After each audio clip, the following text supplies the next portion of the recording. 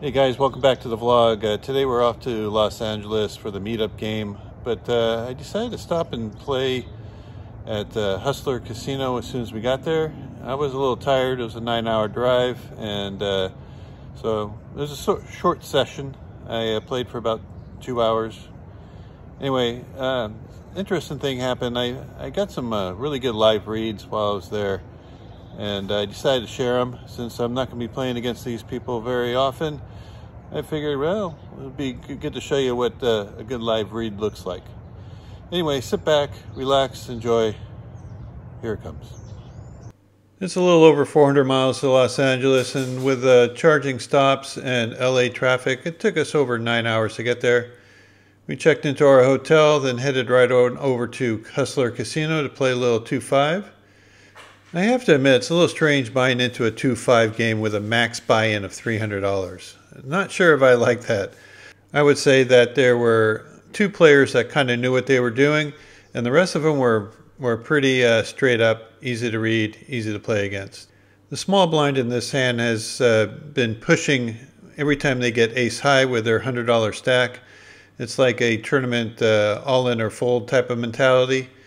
Here I have 2 sevens. I open for a raise to 20, and it comes around to the aforementioned small blind, who just sticks it in again. As I said, the last 2 times he did that, he had ace rag offsuit, so I'm definitely calling for the extra 70 bucks. Flop comes king high. River card's a king. I'm thinking I might be pretty good here until he turns over ace high with another ace. So it's not the best start to a session, but I've had worse starts. So I lose about a third of my stack, which isn't bad because I only started with $300.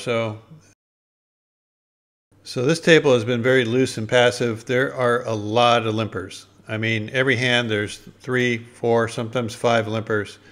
And this is one of them until it gets raised by the person on the button.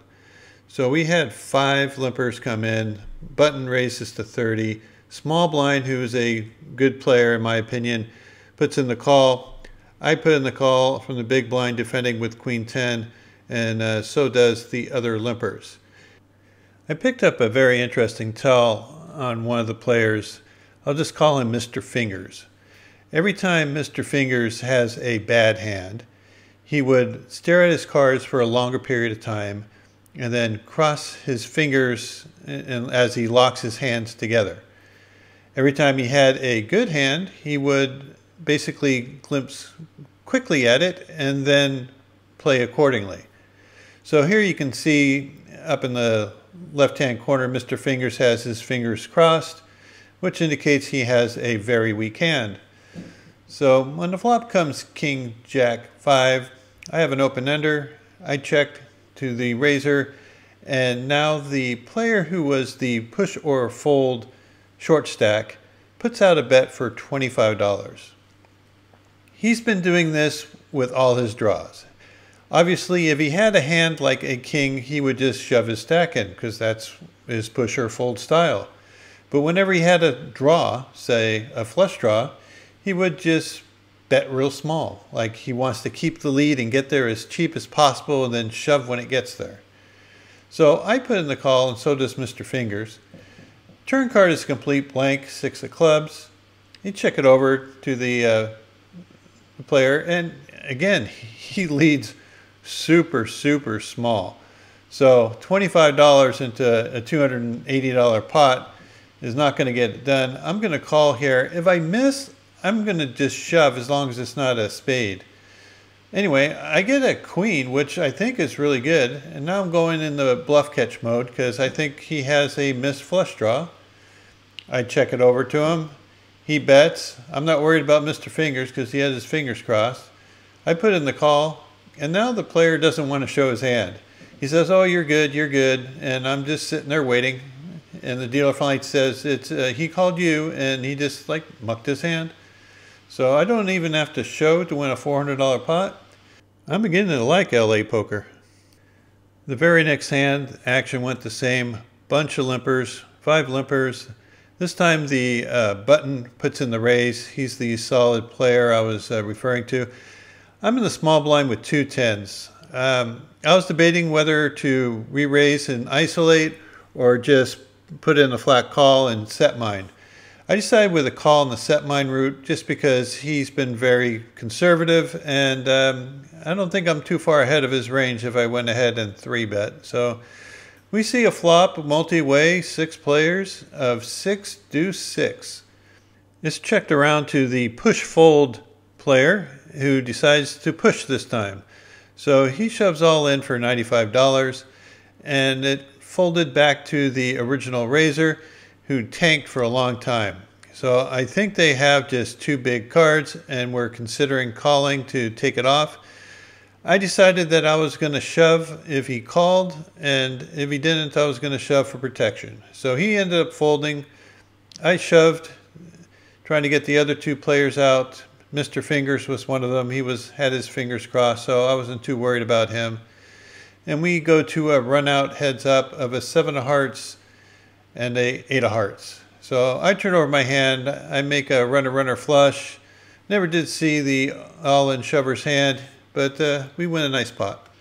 There were 2 late position limpers. I got king queen offsuit. I raised to 20 from the big blind and get 1 caller. So we go heads up to a flop of ace 9-3 rainbow. Ace high boards are good for my raising range, so I continue for $20. He puts in the call, but he seems a little reluctant. So either he has an ace with a weak kicker, or maybe a hand like a pair of 9s like jack 9, 10, 9, something like that. When the turn is the 3 of diamonds, I figure I can put a lot of pressure on ace with a bad kicker, and pair of 9s will probably have to fold because now they can't make 2 pair against me. So I bet 40 this time. I could probably go a little bit bigger, but if he has a 9, I think he has to fold to even a $40 bet. If he has an ace with a weak kicker, he's probably going to fold anyway. The line I took looks pretty strong, so he's going to have to put me on an ace, and that's what he does. He lays down his hand, and we take another pot with nothing. On to the next one. This hand's a perfect example of Mr. Fingers. I got a really good shot of him. We have king 10. I raise in the cutoff. He puts in the call, and so does the player to his left. If you notice, he takes a long look at his hand, puts it down, locks the fingers. He has nothing. Of course, I'm going to bet with a pair of kings. He quickly folds, and so does the other player. We take a small pot down. This hand I opened for a raise with ace queen offsuit. Mr. Fingers calls, and so does the other player, and one other player out back calls. So we're going 4 ways to a flop. This time you notice that when Mr. Fingers looks at his hand right before the flop comes out, and as the flop comes out, he drops them real fast and he goes right back to shuffling. No fingers crossed this time. He has something. So he ends up betting out $20 into this pot. The player calls. The other player folded, and I look down at my hand and I get out of the way. As it turned out, Mr. Fingers had pocket 7s on this hand. I was getting pretty tired. It's been a very long day, 9-hour drive and another 2 hours of poker. So I decided to call it a night and end up cashing out for a win for $465. I would say the game was pretty good. The players that, at least in my table, didn't seem that strong. There were 1 or 2 players that seemed to know what they were doing. Easy to read. I mean, picking up that tell on Mr. Fingers was priceless. I knew exactly when he had something, exactly when he didn't. It's pretty easy to play poker when you have a good read on your opponent. Anyway, I appreciate you guys watching. I hope you learned something today about live tells. And stay tuned for more, and we'll see you next time. Good luck at the tables.